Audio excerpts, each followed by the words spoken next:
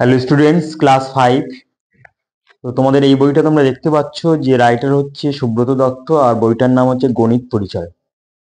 তো আমার এই চ্যানেলে মানে ভিন্ন ভিন্ন রাইটারের বইয়ের অঙ্কের একদম সলভ তোমরা একদম পেয়ে যাবে। তো এই চ্যানেলে যদি তোমরা নতুন হও তাহলে এই চ্যানেলটাকে অবশ্যই সাবস্ক্রাইব করে রাখবে এবং পাশে থাকা অল নোটিফিকেশন অন করে রাখবে, যেন এর প্রপারে ভিডিও আপলোড করার সাথে সাথে যেন তোমরা পেয়ে যাও। তো আমার টার্গেট হচ্ছে পুরো এই বইটার ভিডিও তৈরি করে দেওয়া। তা তোমাদের আমি শুরু করছি অনুশীলনী 7 থেকে। তার কারণ হচ্ছে এর আগে যে সমস্ত অনুশীলনী আছে খুব একটা মানে কঠিন অঙ্ক এর মধ্যে নেই। তবে অনুশীলনী 4টা আমি এরপরে মানে এই ভিডিও করার পরে মানে এই অনুশীলনীটা করার পরে তারপর অনুশীলনীটা মানে 4 করব। তার কারণ হচ্ছে যে সমস্ত পাটিগাণিতিক অঙ্ক আছে, হ্যাঁ, মানে একটু হার্ড টাইপের, সেইগুলো আমি তোমাদের একদম সলভ করে দেবো। আর তাছাড়া এর মধ্যে যে সমস্ত অঙ্ক আছে সেগুলো খুবই সহজ।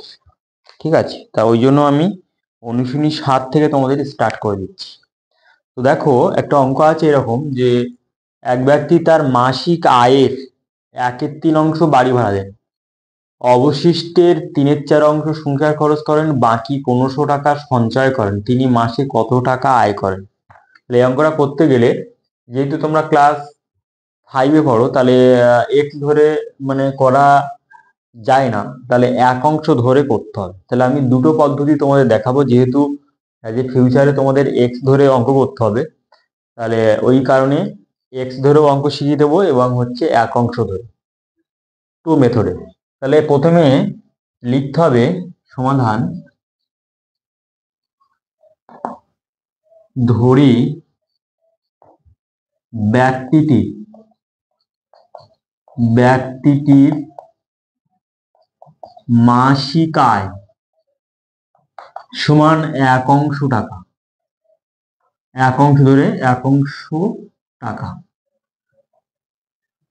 তাহলে ওই তার মাসিক আয়ের এত অংশ বাড়ি ভাড়া দিন, মানে 1/3 বাড়ি ভাড়া দিন। তাহলে তিনি বাড়ি ভাড়া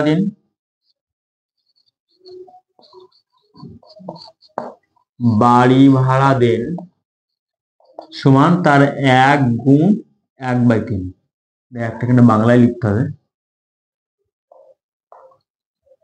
সমান 1/3 অংশ টাকায়। অবশিষ্টের 3/4 তিনি সংসার খরচ করেন। তিনি সংসার খরচ, তাহলে অবশিষ্ট টাকা কত? লিখতে হবে অবশিষ্ট টাকা সমান তাহলে 1 বিয়োগ 1/3। তাহলে সমান সমান কত হবে? 3 বিয়োগ 1/3 সমান 2/3 টাকা। এবার অবশিষ্টের 3/4 তিনি সংসার খরচ করেন, তাহলে তিনি সংসার খরচ করেন,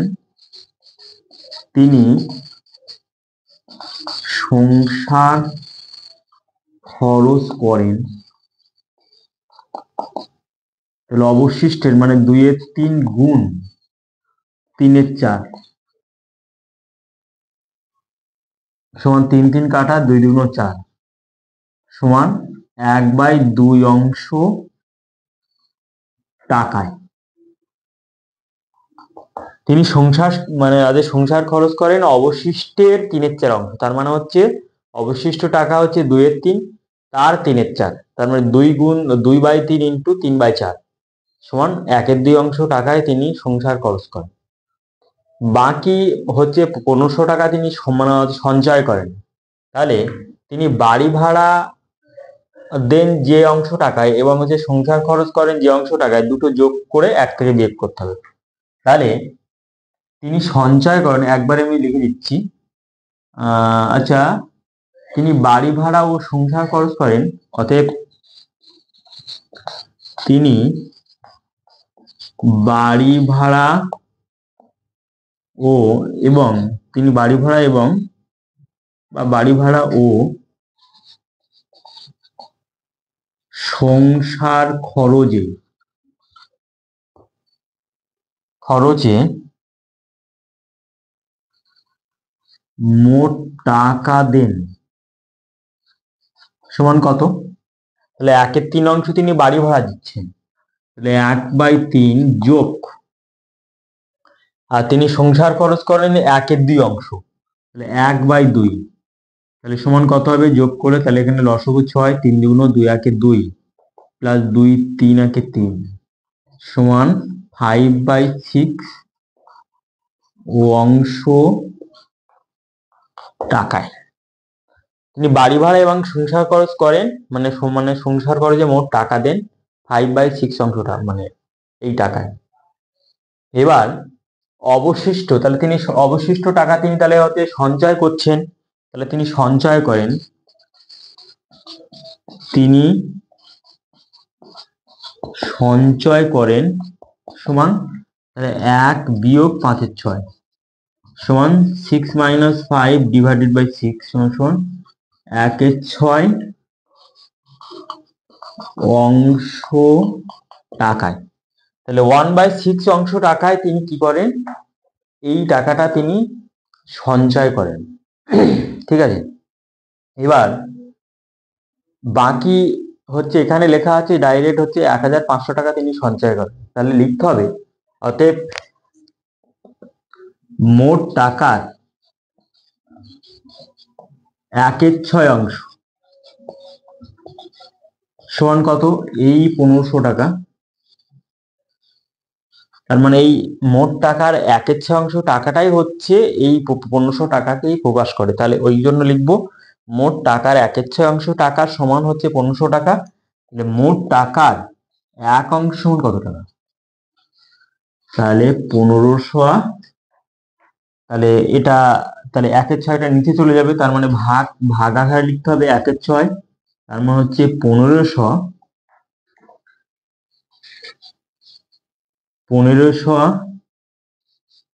ইন্টু 6/1 সমান সমান 6×15=90, 9000 টাকা। তাহলে একটা আমরা এখানে কি ধরেছিলাম? ওই ব্যক্তিটির আয়। তাহলে অতএব ব্যক্তিটির মাসিক আয়, তাহলে অতএব ব্যক্তিটির মাসিক আয় সমান 9000 টাকা। এটা হলো আনসার।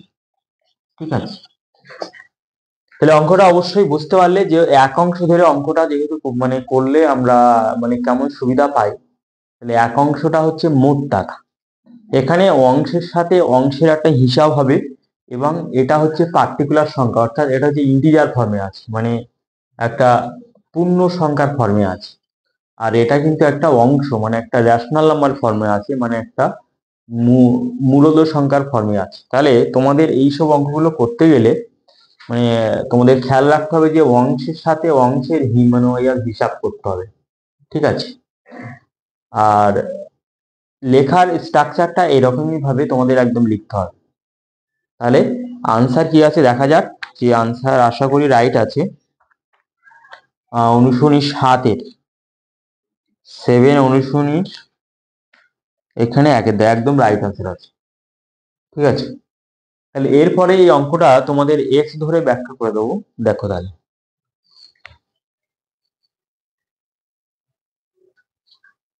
এরপরে এই অঙ্কটা এক্স ধরে সমাধান করব।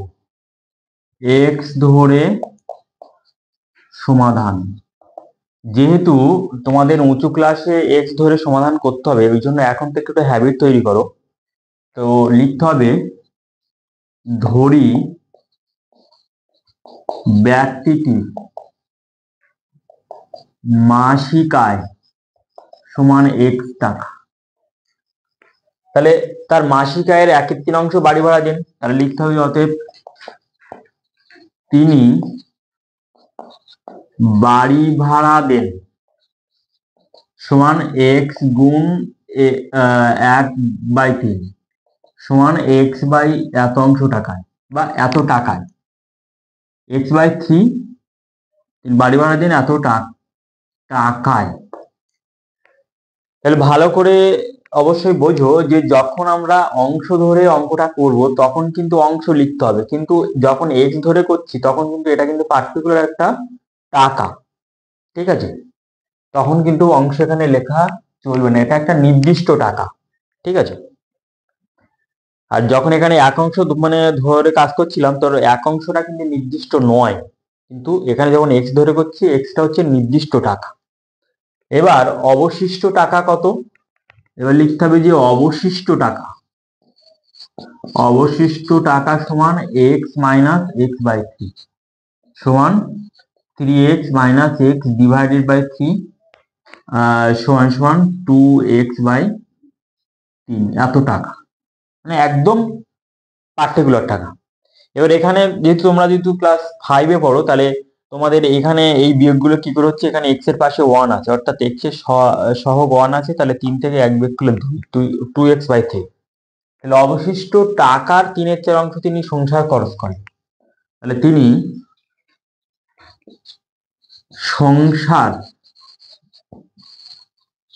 খরচ করেন সমান অবশিষ্ট টাকার, তার মানে হচ্ছে 2x বাই 3 ইন্টু 3/4 এত টাকা তিনি সংসার খরচ করেন এত টাকায়। তাহলে এখানে 3 3 কাটা, এখানে 2 2 4 সমান কি হবে এক্স বাই 2 এত টাকায়। তাহলে এত টাকায় তিনি 2x বাই 2 টাকায় তিনি সংসার খরচ করেন। তাহলে বাকি টাকা কত? তাহলে তিনি বাড়ি ভাড়া ও সংসার খরচে, তাহলে অতএব তিনি বাড়ি ভাড়া ও সংসার খরচ করেন